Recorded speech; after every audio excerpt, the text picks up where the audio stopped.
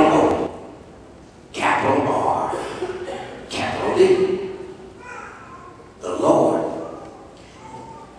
The scholars call the capital L, capital O, capital R, and capital D. It's called the tetragrammaton. That's a fancy word that simply means that God is speaking in his covenant voice. It's like God is saying, I'm going to handle this myself.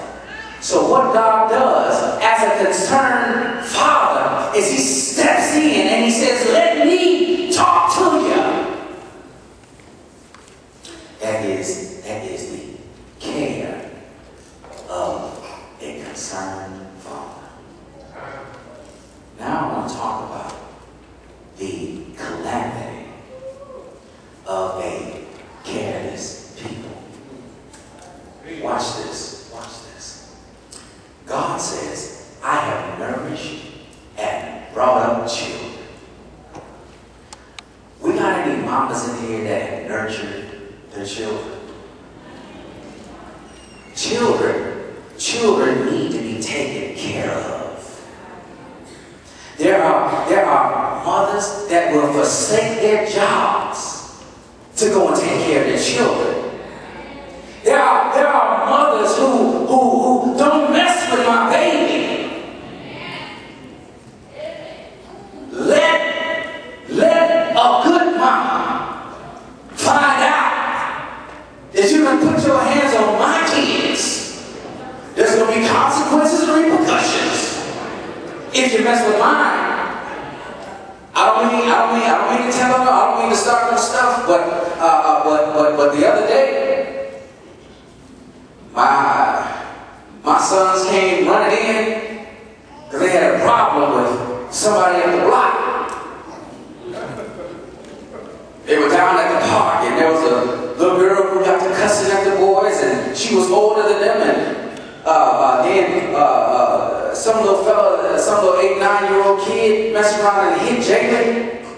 Jalen came running home. Oh, they messed with me up at the park, and they did this, that, and the other. My wife was sick in bed.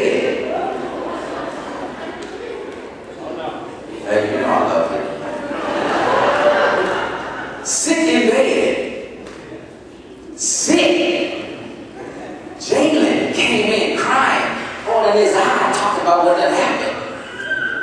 This woman jumped up out of bed. Get over here. Rollers in her head. She didn't even have on socks.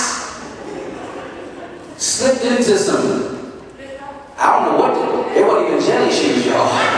Praise God. Ran down the block as the avenger for an 8-year-old ready to throw down. She turned in a response for the card, you know, so she got it right already. She said, church, I sin, I repent of my sin and all. But ready to go to blows for messing with my kids. Don't fool with mine. God says, I've got your back. But inasmuch as God has so much care and concern for his children, God says, I have nourished. That means God says, I took care of. I fed you. When you were in the wilderness, running around not knowing what to do, I gave you manna. I had Moses call out water from a rock. I gave you water. I gave you bread. There was even a time when quail would run down. God says, I took care of it. Then he says, I nourished God's children. I brought them up. And as a thank you, you know what they did? They rebelled against me. Can you see the broken heart of God?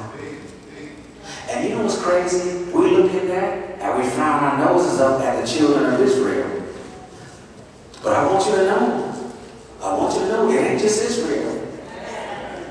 ain't just Israel. I know better grandma, but it's not just Israel. God has done so much for us. God takes care of us. God has you on a job, but you don't appreciate it. God has you working with some folk that don't know him, but you ain't concerned about bringing them out. You ain't concerned about having a gospel meeting or bringing them to a gospel meeting, having a Bible study with this individual. When was the last time you had a Bible study with somebody on your job that don't know the Lord? God says they did because they weren't concerned. He says the ox knows his master, and the ass or the donkey knows his master's crib. But Israel does not know. My people don't consider. Now watch this in verse number 4. This is a funeral lament. In other words, this is the cry or a word that's used at a funeral during the times of Jerusalem. They would come out and the mourners would say, woe. The same word. He says, ah. That's what God says. He says,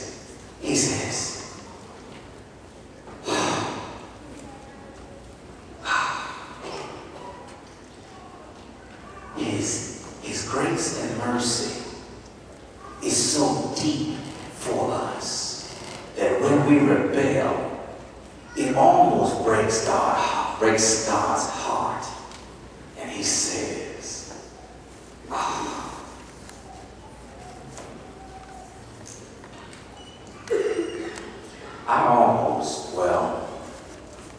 I was arrested at the age of 16.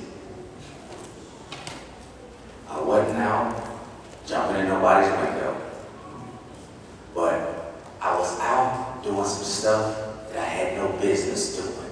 Man. That police officer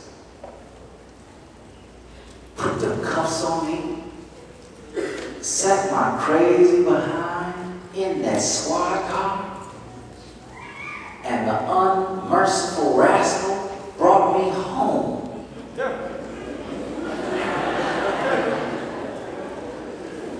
My mother answered the door about 1 o'clock in the morning.